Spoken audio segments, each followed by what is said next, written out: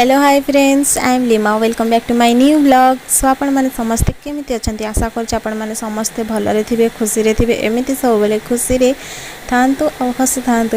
सो आम नुआ भाउजन को देखिबा पई जणे आंटी आसीचंती, तांको एठी से माने देखा करिया को आसीचंती। मैरिज परे से देखा करिया को आसी नथिले, सो भाउजन को देखा करिया को आसीचंती आंटी।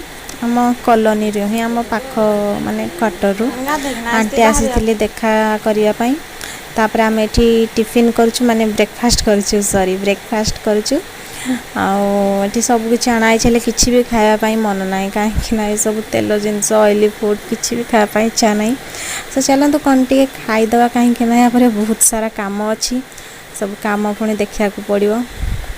आ भाउज तो किसी भी खाऊना, सो टिके खाऊँ।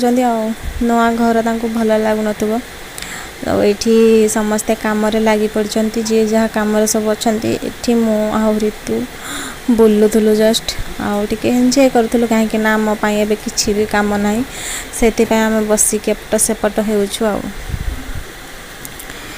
ये आम भाई भाउज ना लिखाई, मो भाई ना है अधिवास, भाउज ना है श्वेत पद्मा। आठी भाई आणुंट माने पानी पीवा आपण मो मेहंदी शो करुच्ची। आपण मेहंदी केमती लगे कमेंट जनइबे। आहरी बेसी दिन रहिले बेसी काचिबा। सो यहाँ मो मेहंदी, जोटा कि मो हाथ में सीपी लगे देचंती, बहुत सुंदर है, बहुत सुंदर लगे से। एते छोटे एज रे एते सुंदर मेहंदी, बहुत ही सुंदर लगे।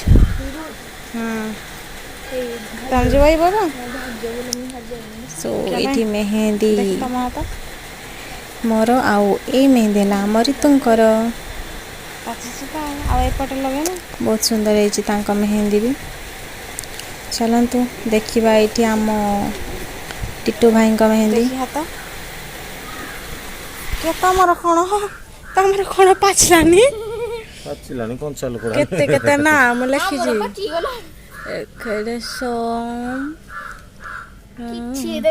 कौन ये छोड़ेली गोटे कल तो राति छोड़ेली ना लो। हाँ समस्त ना लिखी टिडू टीटी सुशांत भाई शेर भाई लुलु लिमा हाँ।